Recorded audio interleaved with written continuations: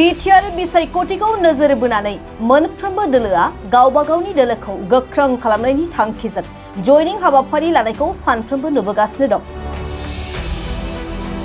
थिग बे लेखायैनो 30 नं गरेश्वर बियाबाव बिजेपि दोलोआबो दिनै गबसरा गामिनि गुदि फरायसालिनि गेलेग्रा फोथाराव जयनिं हाबाफारि लानायखौ नुनो मोन्दों। बेबायदियैनो 30 नं गरेश्वर बियाबनि सिङाव थानाय गबसरा गामिनिफ्राय 100निबो बारा इउपिपिएलनि सोद्रोमाफोरा बिजेपि दोलोआव आखाइ हमफैयो। फैबाय थानाय बिटिसि बिसायख'थियाव बिजेपि दोलोआनो देरहासार जानानै सरकार दागोनाबो रोखा जाबाय होननानै फोरमायदों बिजेपि दोलोनि मददगिरि चक्रधर बर'आ। बे जयनिं हाबाफारियावनो बाहागो लायो गरेश्वर मंडल बिटिसि बिसायख'थिनि इलेक्शन दिलीप दास, तामुलपुर जिल्ला आरो मंडल प्रबेरी गरेश्वर मंडल बिजेपिनि लेङाइ आफादगिरि दिनाराम बर', तामुलपुर जिल्ला बिजेपिनि लेङाइ आफादगिरि रंगुआ बर', गरेश्वर मंडल बिजेपिनि आफादगिरि समरेन्द्र शर्मा, गरेश्वर मंडल बिजेपिनि नेतारि दुलाल सयखियाजों लोगोसेयैनो गोबां दैदेनगिरि आरो मावथि बिथांमोननि नुजाथिनायाव बे जयनिं हाबाफारिया जानानै थाङो। বেছি নকওঁ আজি শ্বৰ্টকৈ ক'ম, কাৰণ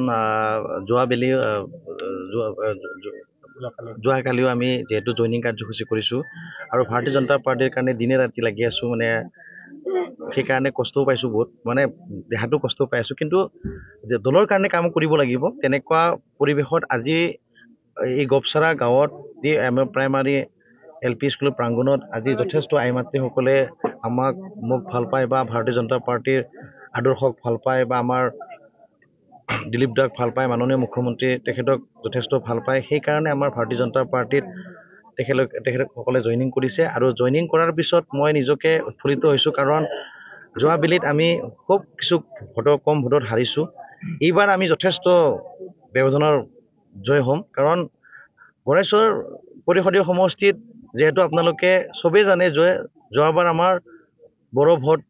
আমি পোৱা নাছিলোঁ, কিন্তু এইবাৰ আমি বড়ো ভোট বেছি পাম। 26,000 ভোটৰ ভিতৰত আমি 50%তকৈ বেছি বড়ো ভোট পাম, কাৰণ আই মাতৃসকলে মানে জাকে জাকে ওলাই আহি আমাৰ লগত যোগদান কৰিছে আৰু কৰিব। তেনেকুৱা আপোনালোকক যোৱাকালিও কৈছোঁ, খুব কম দিনৰ ভিতৰত আমি বিজেপি তৰফৰ পৰা আৰু খুব ধামাকা দিয়াৰ কাৰণে আমি প্ৰস্তুতি কৰি আছোঁ। আৰু গড়েশ্বৰ বিজেপি আপোনালোকক যোৱাকালিও কৈছোঁ যে গবচৰা গাঁৱত সমূহ আই মাতৃসকলক মই ঘৰে ঘৰে চিনি পাওঁ, কাৰণ তেখেতৰ এই অনুষ্ঠানবিলাকত মই প্ৰায় আহি থাকোঁ। আৰু আমাৰ যিখিনি বামুণজাৰ এই গাঁৱতো আমি জইনিং কাৰ্যসূচী লোৱাৰ কাৰণে সিদ্ধান্ত লৈছোঁ। নামে কৈ দিলোঁ, ক'ব নালাগিছিল, অলপ ৰাখিব লাগিছিল কিছুমান চিক্ৰেট কথা, কিন্তু কৈয়ে দিলোঁ যে আমি খুব কম দিনৰ ভিতৰতে কেইটামান কাৰ্যসূচী ল'ম। যিহেতু আমাৰ এই আই মাতৃসকলে ভাল পোৱাৰ কাৰণ আছে, যেনেকুৱা বড়ো আই মাতৃসকলৰ কাৰণে মই 14টা চুপাত বাথৌ মন্দিৰ বনাইছোঁ, তাতেও মুখ্যমন্ত্ৰী আহিব। মুখ্যমন্ত্ৰীয়ে তাতেও কৈছে যে আমাৰ বাথৌ মন্দিৰ উদ্ঘাটন কৰাৰ কাৰণে তেখেতে আহিব। 2-3 মাহৰ পিছত কমপ্লিট হোৱাৰ কাৰণে এটা আমি প্ৰস্তুতি যো-জা চলাই আছোঁ। আৰু আমাৰ অসমীয়া আই মাতৃসকলৰ কাৰণেও আমি গড়েশ্বৰ সমষ্টিত আমাৰ ইণ্ডিজিনিয়াছ ডিপাৰ্টমেণ্টৰ পৰা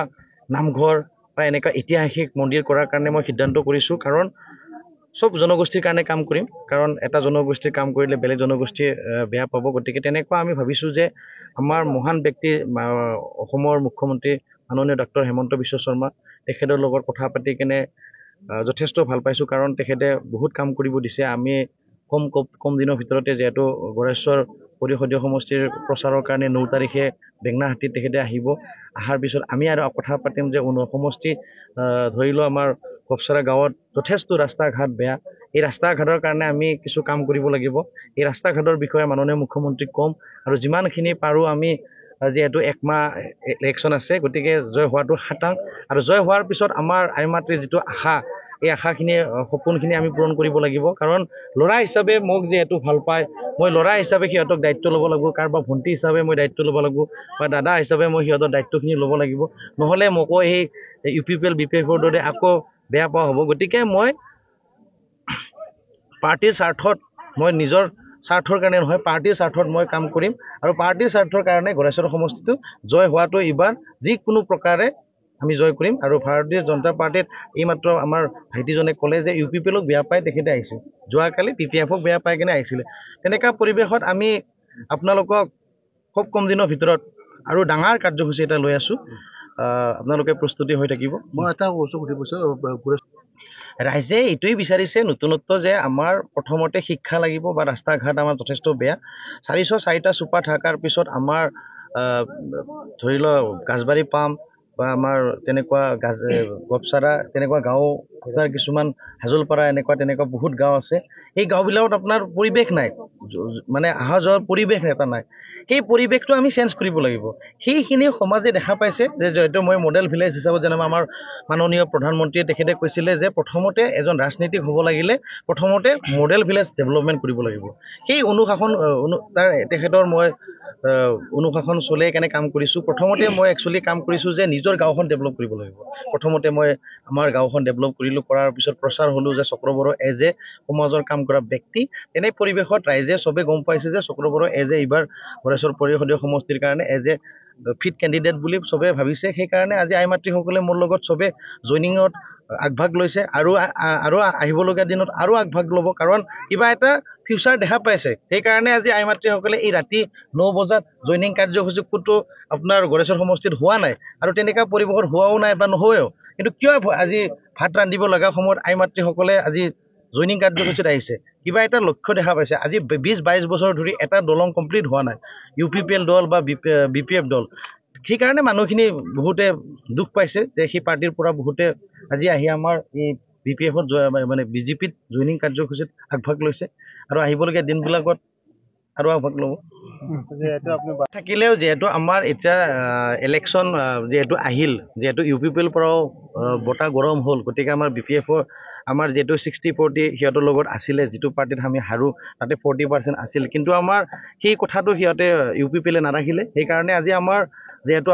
আমি দলক গালি নাপাৰোঁ বা আমাৰ যিহেতু মাননীয় মুখ্যমন্ত্ৰী কৈছে কোনো দলক আমি গালি নাপাৰোঁ বা আমাৰ তেনেকুৱা আমাৰ যিটো দলৰ যিখিনি আদৰ্শমূলক পাৰ্টি সেইকাৰণে আমি আদৰ্শ হিচাপে কাম কৰিম সিহঁতৰ পাৰ্টি হিচাপে সিহঁতে কৰিব আমাৰ পাৰ্টি হিচাপে আমি কৰিম এক্সাম যিহেতু কাষত আহিছে এক্সামৰ কাৰণে আমি প্ৰিপেয়াৰ কৰি আছোঁ কাৰণ আমি 3rd ডিভিজন পাছ কৰিলে আজিকালি কাম নাই গতিকে আমি ষ্টেণ্ড কৰিম বা ডিষ্টিংশ্যন লোৱাৰ কাৰণে আমি মাথা মাৰি আছোঁ বাছ সেইখিনি কৈ কিনে মোৰ ভাষণ ইমানতে তামোলপুৰ জিলাত মুখ্যমন্ত্ৰী তেখেত যেন এজন